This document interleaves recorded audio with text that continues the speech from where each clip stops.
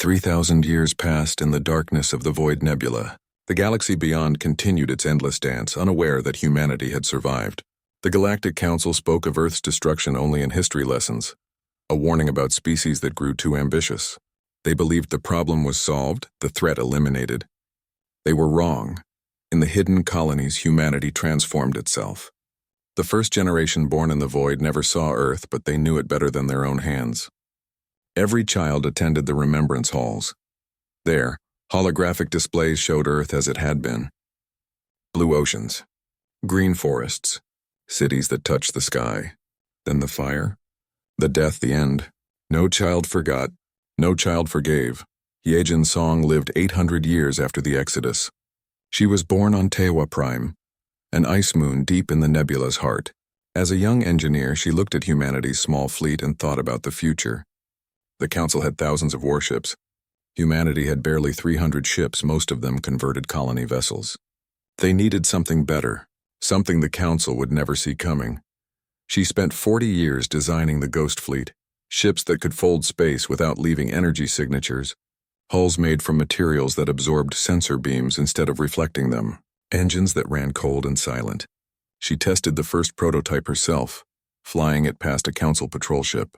The aliens never knew she was there, floating just 200 meters from their hull. When she returned to HFY, she was crying and laughing at the same time. Humanity had its invisible sword. 700 years later, Taiyang Yun built on Yejin's work. He was a physicist obsessed with light and perception. The Ghost Fleet was invisible to sensors, but human eyes could still see them. Taiyang changed that. His phase shift technology made ships flicker between dimensions, existing slightly outside normal space. A human ship could pass through a Council armada and appear like nothing more than cosmic radiation. The Council's technology couldn't even understand what they were looking at, much less target it. Borum Shin was born in year 2100. She was a doctor first, fascinated by the human brain and nervous system, but she saw the military challenges humanity faced. Council species had better reflexes, stronger bodies, faster reactions. Humans were smart, but in direct combat they often lost. Borum spent her life solving that problem. The neural combat interface was her masterpiece. Pilots didn't just control their ships anymore, they became their ships. Their thoughts moved the controls before their hands could. They felt damage to the hull like pain on their skin. They sensed enemy positions through the ship's sensors like having new eyes. A human pilot with the interface could outfly anything the Council had. They moved like lightning, thought like computers, and fought like demons. By year 2600, humanity had grown to 800 million people across 47 secret colonies.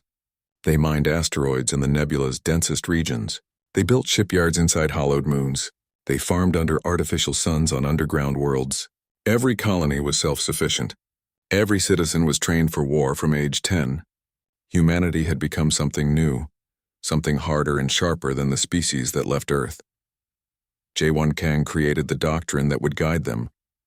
He was a military historian who studied every battle the Council had ever fought. He found patterns. The Council fought in traditional ways. Large fleets, direct confrontations, territory control. They were strong but predictable. Jaewon proposed something different. Hit and fade, strike from nowhere, destroy and vanish, make the enemy afraid of the dark. He called it shadow operations, and it became the foundation of human military training. All this time, humanity watched the Council. Small scout ships with phase shift drives traveled through Council space, invisible observers. They recorded everything: trade routes, military deployments, political conflicts, technology developments. Humanity learned which species held real power, which ones were allies by choice and which by fear. Where the weaknesses were hidden, they discovered the Dominion, a species of tall, four-armed beings who controlled the Council's military. The Dominion had pushed hardest for Earth's destruction. They feared humanity's rapid advancement, worried about competition for resources and influence. The other Council species had followed the Dominion's lead, but many had doubts. That information was valuable. That information could be used. In year 2999, Yoonji Lim stood before the Council of Elders. She was the coordinator of all human colonies, chosen for her wisdom and strategic mind. Around her sat representatives from every world, their faces appearing on holographic displays. They were meeting to make the final decision. "We're ready," Yunji said simply. "Our population is stable and growing. Our technology surpasses the Council's in every meaningful way. Our ships are invisible. Our pilots are linked directly to their machines. Our forces are trained and eager. The question is no longer can we fight. The question is should we fight now?" An elderly man named Wu Jin spoke from one of the displays. He had been born on Earth, kept alive through advanced medicine, one of the few original survivors still living. "I was there when Earth burned. I watched it die. For 3,000 years we've prepared for this moment. But let me ask you all, when we attack, what do we want? Revenge? Justice? Survival? We need to be clear about our purpose." "All three," said Curie, a young military commander from Baekdu Forge. "The Council committed genocide. They need to answer for that. But we also need to ensure they can never do it again, to us or anyone else. And yes, some of us want revenge. We've earned that." Yunji nodded slowly. "Then we proceed. But we proceed smart. We don't just attack. We announce ourselves. We let them know humanity survived. We give them one chance to surrender just like they gave us. If they refuse, we show them what 3,000 years of preparation created." The vote was taken. Every colony agreed. Every representative said yes. After 3,000 years of waiting, learning, and preparing, humanity would step out of the shadows. The long preparation was ending. The rising storm was about to begin. In the shipyards of HFY the Ghost Fleet powered up. Thousands of invisible warships, each one crewed by humans who had trained their entire lives for this moment. In the academies, pilots entered their neural interfaces, becoming one with machines that could dance through space like living things. On every colony, citizens watched the broadcasts knowing that everything was about to change. Yunji sent the final orders. The fleet would emerge simultaneously above all 12 Council homeworlds. Not to attack immediately, but to be seen, to announce, to declare that humanity had returned and the debt was due. In the darkness of the Void Nebula, 3,000 years of silence was about to end with thunder. The stars had never looked so cruel. Commander Ji-hoon Kim stood on the bridge of the colony ship Horizon's Light, watching Earth burn below. His hands gripped the metal railing until his knuckles turned white. Behind him, 2 million souls waited in frozen sleep, unaware that their homeworld was dying. It had started 3 days ago. The alien ships arrived without warning, massive vessels that blocked out the sun. They called themselves the Galactic Council, representatives of 12 advanced civilizations. Their message was simple and cold. Humanity must stop expanding into space. Humanity must remain on Earth. Humanity was growing too fast, learning too quickly, becoming too dangerous. The world leaders had refused. How could they agree? Humanity had just reached the stars. They had colonies on Mars, stations around Jupiter, mines on distant asteroids. They were finally becoming something greater. The Council gave them 1 day to decide. When humanity said no, the Council attacked. Ji-hoon remembered the first strike. Bright lights falling from orbit like falling stars. But these stars brought death. Antimatter bombs hit the major cities first. New York vanished in a flash of light. Beijing disappeared next. Then London, Tokyo, Mumbai. Billions died in minutes. The oceans began to boil. The atmosphere caught fire. Dr. Mireille Park had run into the command center, her face pale with terror. She was the chief scientist, a brilliant woman who had designed the genetic preservation system. "We have maybe 6 hours," she had said, her voice shaking. "They're targeting the planet's core. Earth will tear itself apart." That was when the evacuation became a desperate race against time. Every ship that could fly launched into orbit. Military vessels, commercial freighters, experimental craft barely tested. Captain Doyen Lee coordinated the fleet movements, his tactical genius the only thing preventing complete chaos. He directed traffic through the deadly orbital space, dodging alien weapons and falling debris.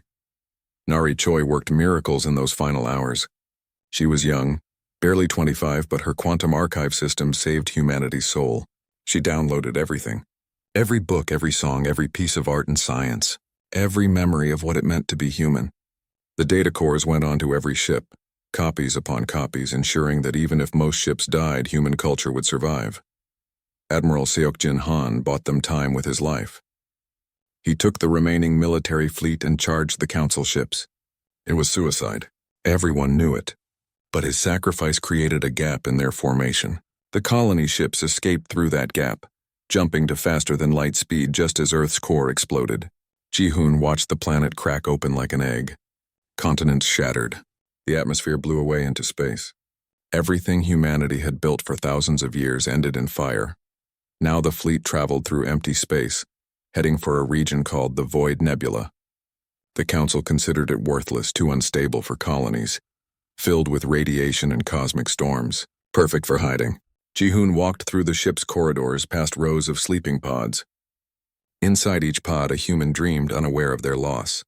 Children who would never see Earth. Parents who had lost everything. Scientists, artists, farmers, teachers. The survivors. Mireille joined him in the observation deck. She looked older now, though only days had passed. "I've been calculating our resources," she said quietly. "We can sustain current population levels, but we need to find planets soon. The Void Nebula should have some worlds we can terraform." "How long will that take?" Ji-hoon asked. "Generations, maybe centuries. We'll need to build infrastructure from nothing. No supply lines from Earth, no support. We're alone now." Ji-hoon nodded slowly. "Then we'd better start planning for the long future. Wake the council leaders. We need to decide what comes next." The leadership council gathered in the main conference room. 12 men and women, the survivors of Earth's governments. Captain Doyen was there, along with Mirai, Nari, and representatives from military, science, and civilian sectors. They looked at each other with hollow eyes. Some had lost families. All had lost their world. "We need to talk about survival first," Doyen said, his military training keeping him focused. "But we also need to talk about purpose. Why did we survive? What are we going to do?" An older woman named Sunhee spoke up. She had been a teacher before the attack. "We remember. We make sure our children know what was taken from us. We make sure Earth is never forgotten. More than that," Ji-hoon said, his voice hard with determination. "We prepare. The council thinks we're dead. That's our advantage. We hide, we grow, we learn. And one day when we're strong enough, we make them answer for what they did." "Revenge?" Mireille asked. "Against 12 civilizations. That could take thousands of years." "Then it takes thousands of years," Ji-hoon replied. "Our children will know why we survived. Their children will know. Every generation will carry the memory of Earth forward. We'll build in secret, learn their weaknesses, advance our technology beyond theirs. And when the time is right, we'll return." Nari pulled up a hologram of the Void Nebula. "I've identified 47 potentially habitable locations. Planets, moons, asteroids we can hollow out. If we spread our population across all of them, even if the Council finds one colony, the others survive. We become impossible to eliminate." Doyen studied the map. "We'll need military training from childhood. Everyone needs to know how to fight, how to pilot ships, how to survive. This won't be like Earth, life will be harder. But we'll be free, son," he said, "and our children will know the truth. They'll know why we can never stop preparing, never stop advancing." The Council feared humanity's potential. "Let's prove them right," the Council voted. It was unanimous. Humanity would survive in the shadows. They would grow stronger. They would never forget. And one day, Earth would be avenged. Ji-hoon returned to the bridge as the fleet approached the Void Nebula. The swirling clouds of gas and radiation looked dangerous, exactly what they needed. He opened a channel to all ships. 2 million people would hear his words when they woke. "This is Commander Kim. When you wake, you'll learn that Earth is gone. Everything we knew, everyone we left behind has been destroyed. The Galactic Council did this because they feared us. They feared what humanity could become. But we survived. We're going into the void now. We're going to build new homes. We're going to raise our children strong. We're going to advance beyond anything the Council can imagine. And one day we're going to make sure no one ever forgets what happened to Earth. This is the long preparation. This is our promise to the dead. Humanity endures." The ships entered the nebula, disappearing into the cosmic storms. The Council's sensors lost them. In the records of the 12 civilizations, humanity was marked as extinct. A cautionary tale. A problem solved. But in the darkness of the void, 2 million humans began to dream of the future. A future measured not in years but in millennia. A future built on patience, preparation, and the memory of a world that burned. The long preparation had begun. The day started normal for the Galactic Council. Trade ships moved between stars. Diplomatic meetings happened in grand chambers. The 12 member species went about their business, secure in their power. Then the sky changed. Above each council homeworld, space itself seemed to tear open. Ships appeared from nowhere. Not a few ships, thousands of them. They materialized in perfect formation, surrounding planets like predators surrounding prey. The council's defense systems screamed warnings. Alarms rang across 12 worlds. But before anyone could respond, every communication channel activated at once. A woman's face appeared on every screen. She was human, unmistakably so. Dark eyes, black hair. A calm expression that made the image more terrifying than any threat. Ambassador Summon Ryu looked into the cameras and spoke words that would echo through history. Greetings, Galactic Council. We are humanity. 3,000 years ago, you destroyed our world. You killed billions of our people. You believed us extinct. You were wrong. We survived. We grew. We prepared. Now we return with a simple message. Surrender immediately or burn as Earth burned. The broadcast ended. Summon's face disappeared. But the ships remained, hanging in orbit like judgment itself. On every council world, panic spread. Humanity was supposed to be dead. The extinct species. The solved problem. Yet here they were with a fleet larger than anything the council possessed. Fleet Admiral Minho Bayek commanded the operation from his flagship, a massive vessel called Earth's Memory. He was a career military man, trained from childhood for this moment. Around him, holographic displays showed all 12 target worlds. Each fleet reported ready status. Every ship was in position. Now they would see how the council responded. The council's answer came within hours. Their combined armada launched from military shipyards, converging on a strategic point called Kael'ros Gate. It was a natural wormhole junction, the key to controlling movement through this sector. The council assembled 8,000 warships there, a show of overwhelming force. They sent a message to the human fleet. Return to wherever you came from or be destroyed. Minho smiled coldly. All ships proceed to Kael'ros Gate. Let's show them what we learned in the dark. The human fleet moved as one organism. Ships phased in and out of normal space, impossible to track or target. The council forces fired wildly, their weapons hitting nothing. Then the humans struck back, not with missiles or energy beams, but with weapons the council had never imagined. Phase cannons that fired projectiles existing half in another dimension, passing through shields like they weren't there. Gravity lances that crushed ships from the inside. Quantum disruptors that made enemy vessels simply stop existing. Ha-Yun Kwan led the fighter wing called Earth's Fury. She was 28, born and raised for this. Through her neural interface, she felt her ship like a second skin. She dove through the council formation, moving so fast their targeting systems couldn't lock on. Behind her, 200 fighters followed, each pilot linked to their machine moving with inhuman precision. They hit the council's command carriers first. Without leadership, the fleet would scatter. Ha-Yun's weapons fire was surgical, precise. She destroyed bridge sections while leaving the rest of the ship intact. Disabled them rather than killing everyone aboard. She wanted the crews to survive, to tell others what they'd seen. Terror was as much a weapon as missiles. The Battle of Kael'ros Gate lasted 6 hours. When it ended, 3,000 council ships were destroyed or disabled. The human fleet reported 0 losses, not one ship damaged. It wasn't a battle. It was a demonstration. The council had grown comfortable with their superiority. They'd forgotten that war was evolution, and they had stopped evolving centuries ago. Commander Jiwoo An watched the battle from inside council space. She had been undercover for 5 years, using phase technology to appear as a council citizen. Her mission was intelligence gathering, but now she activated sleeper agents across all 12 worlds. Humans who had infiltrated society, learned languages, made friends, built lives. Now they became saboteurs. Power grids failed. Communication networks glitched. Supply chains broke down. The council realized the enemy wasn't just in space. Humanity was already inside their homes. General Sujin Park commanded the Reaper Corps, humanity's ground forces. While the fleet dominated space, Sujin led surgical strikes on planetary targets. Her soldiers wore adaptive armor that shifted and changed, making them nearly invisible. They moved through cities like ghosts, targeting military installations and government centers. Their orders were clear. Disable infrastructure, capture leaders, avoid civilian casualties.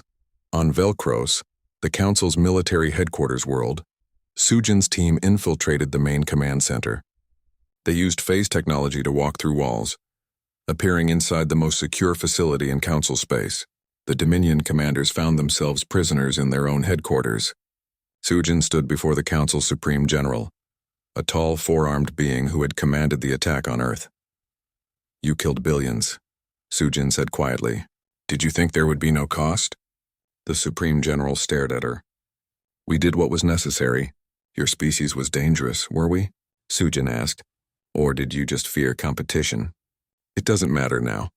You're going to order your forces to stand down, because if you don't, we'll do to your worlds what you did to ours.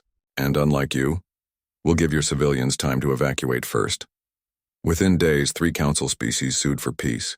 They claimed they had opposed Earth's destruction but been overruled by the Dominion. They provided evidence, historical records showing internal debates. Some of it was true. Most was convenient lies, but it showed the Council fracturing, exactly as humanity had hoped. Minho addressed the human fleet. "We're winning faster than projected.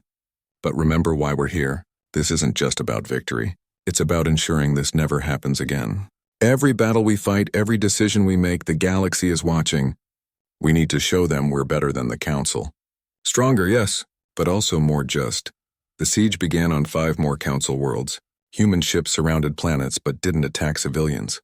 They broadcast messages in every language. "Surrender your governments. Transition to new leadership. Allow us to dismantle your military. Refuse and we destroy everything." Most populations, tired of war already, began pressuring their leaders to give up. But the Dominion wouldn't surrender. They retreated to Unity Nexus, a massive space station at the center of Council space. It was a fortress and a symbol, the heart of their government. 50,000 warships defended it. The Dominion leaders broadcast their own message. They would fight to the last. They would never accept human rule. Minho looked at the tactical display showing Unity Nexus. Taking it would be costly. Even with superior technology, breaking that defense would mean casualties. Real casualties. The first human deaths in this war. He turned to his command staff. "Begin siege operations. Full blockade. Nothing in or out. We'll starve them out if we have to, but prepare assault plans. If they won't surrender, we go in. It's time to end this."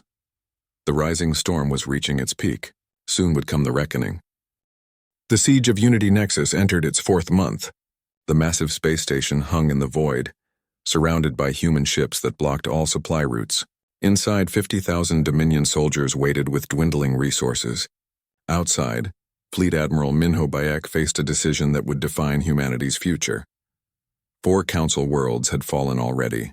Not destroyed, but conquered. Human forces occupied government centers while local populations adapted to new leadership. General Sujin Park's ground troops maintained order, their presence firm but not cruel. They distributed food, fixed infrastructure, protected civilians from opportunistic criminals. Slowly, carefully, humanity was proving it could rule better than the Council had. But Unity Nexus remained defiant. The Dominion leaders broadcast messages daily, calling humanity monsters, claiming moral superiority despite their genocide of Earth. They positioned themselves as defenders of galactic order against human aggression. Some populations believed them. Sympathy for the Dominion was growing, especially among species that feared human dominance. Counselor Yuna Chae watched these developments with concern. She was a philosopher and ethicist, one of the voices humanity needed to hear even when her words were uncomfortable. She requested a meeting with Minho and his senior staff. They gathered in the war room of Earth's memory, surrounded by tactical displays showing siege positions. "We're winning," Yuna began, "but we're losing something more important, the moral foundation of this war. We said we were seeking justice, not revenge. Right now the galaxy sees us as conquerors, no different from the Council that destroyed Earth." Colonel Dae-hyun, who commanded the siege forces, frowned. "We've been restrained. Civilian casualties are minimal. We've followed the rules of war, have we?" Yuna asked. "We've blockaded a station with 2 million civilians inside. They're running out of food, medical supplies. We're starving them into submission. How is that justice?" Minho rubbed his face, exhausted. "What would you have us do?" They refused to surrender. "We can't just leave them armed and dangerous." "I'm not saying leave them armed," Yuna replied. "I'm saying we need to think about what happens after the war. If we rule through fear and force, we become exactly what the Council was. And eventually someone will rise up against us just as we rose against them. The debate continued for hours. Some commanders argued for a full assault. Others wanted to maintain the siege indefinitely. Una proposed a third option: open negotiations. Offer terms. Give them a way to surrender with dignity. While the leadership debated, Dr. Jamin Seo made a discovery that changed everything. He was a historian assigned to catalog captured Council archives. In a secured data vault on Velcros, he found files that were supposed to be destroyed centuries ago. War records, tribunal proceedings, evidence of systematic genocide. Earth wasn't the first. The Council had destroyed 17 species before humanity. Each time the pattern was the same. A species advanced too quickly, showed too much potential, became a containment threat. The Dominion proposed elimination. The Council voted, sometimes unanimously, sometimes by narrow margins. But always the species died. Jamin brought the evidence to Minho immediately. This needs to be made public. The galaxy needs to know what the Council really was. Not defenders of order, but murderers who killed anyone they feared. Minho studied the records, his expression darkening. 17 species, billions of lives. And they never faced consequences. They just kept doing it. The evidence was broadcast across all channels. Every species in Council space saw the truth. The Dominion had orchestrated systematic genocide for over 2,000 years. The other Council species had enabled it, looking away or voting yes when it was convenient. The moral foundation the Council claimed was built on mass graves. Public opinion shifted overnight. Protests erupted on Council worlds. Citizens demanded their leaders face justice. Several species officially withdrew from the Council, declaring it illegitimate. Even some Dominion citizens called for surrender, horrified by their government's actions. Inside Unity Nexus, the situation deteriorated. Food riots broke out. Military commanders fought each other over resources. The Dominion leaders lost control, their authority crumbling as their own people turned against them. Then came the incident that Hanul Kim would never forget. He was a young soldier in the Reaper Corps, part of a boarding party that breached Unity Nexus to assess conditions inside. They entered through a damaged section, finding corridors filled with desperate civilians. Children crying, old people too weak to stand, medical bays overwhelmed with sick and injured. Hanul's orders were reconnaissance only. Assess and withdraw. But when he saw a child maybe 6 years old collapsed from hunger, he couldn't follow orders. He dropped his weapon and pulled out his emergency rations. He fed the child, then another. His squad mates did the same.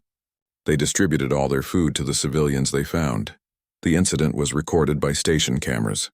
The footage spread across human networks, then Council networks, then everywhere. Images of human soldiers, the feared invaders, feeding starving enemy civilians, giving their own supplies to children who belonged to the species that destroyed Earth. Una brought the footage to the command meeting. This is who we need to be. Hanel disobeyed orders technically, but he showed the galaxy what human mercy looks like. We have the power to destroy, everyone knows that now, but do we have the wisdom to show restraint? Minho watched the footage repeatedly. The young soldier's face showed no hesitation, no doubt, just basic human compassion. Get me a direct channel to the Dominion leadership, he ordered. The communication was brief. Minho made an offer. The Dominion leaders would stand trial for their crimes, along with Council members who voted for genocide. But civilians would be spared, fed, cared for, allowed to rebuild their society under new leadership. Humanity would not rule the Dominion directly. They would help establish a democratic government, then step back. You have 12 hours, Minho said. Accept these terms or we come in by force. And once we do that, the terms change. Choose. 8 hours later, the Dominion leadership surrendered. They exited Unity Nexus on small shuttles, their hands bound, facing justice for crimes spanning millennia. The civilians inside were immediately provided food, medicine, and supplies.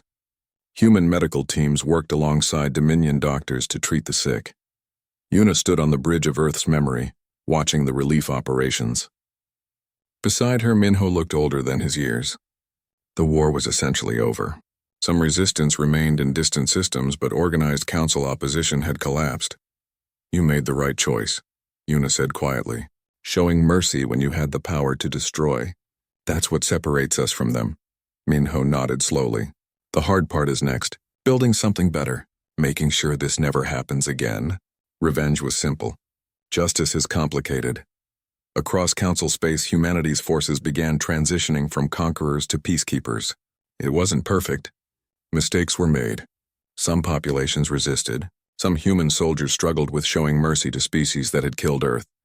But slowly, carefully, a new order began to emerge. The reckoning had come. Now came the harder task of building something worth the cost. 5 years after the siege of Unity Nexus ended, the galaxy looked different. The old council was gone, dissolved by agreement of all member species. In its place stood the Galactic Assembly, a new government built on principles humanity brought from the ashes of Earth. Every species had equal representation. Every decision required transparency. No single species could declare another a threat and eliminate them. President Minho Bayek, former fleet admiral, stood before the Assembly's first official gathering. He wore civilian clothes now, though he still carried himself like a soldier. Around him sat representatives from 19 species, including the 12 former council members and 7 civilizations that had been hiding in fear, terrified they might be the next containment threat. "We're here because of failure," Minho began his address. "The council failed to govern justly. They failed to value diversity. They failed to see that different species growing strong didn't threaten peace. It enhanced it. Humanity failed too. We waited 3,000 years nursing rage, preparing for war. We should have sought dialogue first, violence last. We didn't. All of us have much to learn." Councillor Yuna Che, now chief architect of the Assembly, had spent 5 years designing its structure. Democracy at every level. Term limits preventing permanent power. Transparent archives where any citizen could access government records. Military forces under civilian control, with officers rotating between species. Most importantly, the Preservation Accord. Any species showing rapid advancement would be supported, not suppressed. Fear would no longer be policy. The trials had concluded last year. 37 council members were found guilty of genocide. They received life imprisonment on a neutral world, comfortable but confined. The Dominion's military commanders faced harsher sentences. Some executions were carried out, though Minho had argued against them. Justice, not revenge, he had said. But the Assembly voted, and he accepted their decision. Not everyone was happy with the new order. Some humans felt justice was too soft. Why imprison those who destroyed Earth? Why not eliminate the Dominion completely? Ambassador Kyungmin Jang worked daily to address these concerns, traveling to human colonies and explaining the bigger picture. "If we had destroyed the Dominion," Kyungmin told angry crowds, "we would have become exactly what we fought against. A species so afraid of others that we commit genocide. Our children would inherit that legacy. Is that what we want? Or do we want them to inherit a galaxy where justice actually means something?" The crowd slowly listened, slowly understood. It wasn't easy, accepting mercy over revenge. But humanity was learning, growing, evolving past the rage that had sustained them for 3 millennia. The biggest project was New Earth. At the coordinates where Earth once orbited, engineers from a dozen species worked together building a memorial world. They couldn't bring Earth back, but they could create something to honor its memory. The planet was smaller than original Earth, artificially constructed, but it would be real. Oceans, continents, an atmosphere. Jen Park, born during the war, now worked on the terraforming team. She was part of the new generation, humans who had never known the long preparation or the siege mentality. For them, cooperation with other species was normal. The Dominion weren't monsters to her, just people who had made terrible choices. That perspective was valuable. "We found something amazing," Jen reported at a project meeting. "A seed ship, launched from Earth during the evacuation, aimed at deep space. It must have been a backup plan if the colony ships failed. Inside are genetic samples, plants, animals, everything that lived on Earth preserved perfectly." Dr. Mireille Park, ancient now but still working, cried when she heard the news. She had designed those seed ships 3,000 years ago. She never knew if any had survived. Now they had everything needed to restore Earth's biosphere. Not just human creations, but the original species that made Earth beautiful. Project Genesis began immediately. The first seeds were planted on new Earth, trees from ancient forests, flowers humans had only seen in archives, grasses, bushes. Fish were introduced to the oceans, birds to the skies. Slowly, season by season, the dead world came alive. It would take decades, maybe centuries, to complete. But it was happening. Elder Soyan Nam, keeper of the Eternal Archive, oversaw the cultural preservation efforts. Every human colony had contributed: art, music, stories, languages. She worked with archivists from other species, creating a shared database. Human culture, mixed with Dominion philosophy, with the artistic traditions of a species called the Velnari, with scientific records from the Karathi. The galaxy's knowledge available to all. We're building something unprecedented, Soyan told Yuna during one of their regular discussions. Not just a government, but a genuine multicultural civilization. Humans aren't in charge. No one species is. We're equals learning from each other. Do you think it will last? Yuna asked. Soyan smiled. I'm old enough to know nothing lasts forever, but we're creating something worth preserving, and we're teaching the next generation to value it. That's the best we can do. The challenges were constant. Economic integration caused friction. Cultural misunderstandings led to conflicts. Some species trusted each other more than others. The Dominion, despite their new democratic government, faced prejudice from species that remembered their crimes. Human hardliners occasionally sabotaged reconciliation efforts. Pirates and criminals exploited the transitional chaos. But the Assembly handled each crisis, not perfectly, but adequately. They learned from mistakes, adjusted policies, listened to complaints. The system wasn't ideal, but it was better than what came before. Better than extinction. Better than fear. On the 10th anniversary of the Assembly's founding, representatives gathered on New Earth for the first time. The world was still being terraformed, but the first forests had grown. Cherry trees, specifically. Transplanted from seeds carried across 3,000 years, now blooming in soil that had never existed when Earth burned. President Minho Bayek, serving his final term, stood among the cherry blossoms. Representatives from 19 species surrounded him. Media recorded the moment for billions watching across the galaxy. He had prepared a speech, but standing there he set it aside and spoke from his heart. My ancestors watched Earth die. They fled into darkness, carrying rage and grief. They raised their children on stories of revenge. For 3,000 years, humanity prepared for war. We became very good at it. Good enough to defeat the Council. Good enough to rule the galaxy by force if we chose. But we didn't choose that. We chose something harder. We chose to build peace with the species that destroyed us. We chose to show mercy to those who showed us none. Why? Because that's what Earth taught us. Not just humans, but all of Earth's species. Cooperation, diversity, the strength that comes from many voices working together. That's Earth's real legacy. Not the planet itself, but the idea it represented. The idea we're trying to rebuild here.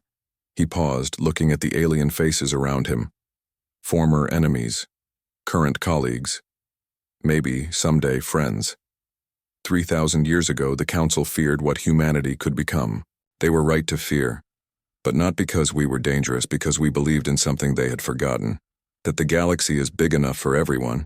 That difference makes us stronger, not weaker. That peace is always worth the effort. Earth fell, but its dream survived. And now, together, we're making that dream real. The cherry blossoms fell like snow around them, petals carried on wind that had never touched original Earth. But it was real. All of it was real. The war was over. The long preparation ended. A new era began, built on remembrance and hope. Humanity had risen. Not just to avenge, but to build something worthy of Earth's memory. The galaxy would never forget what happened, and that memory would ensure it never happened again. The dawn was breaking, and it was beautiful.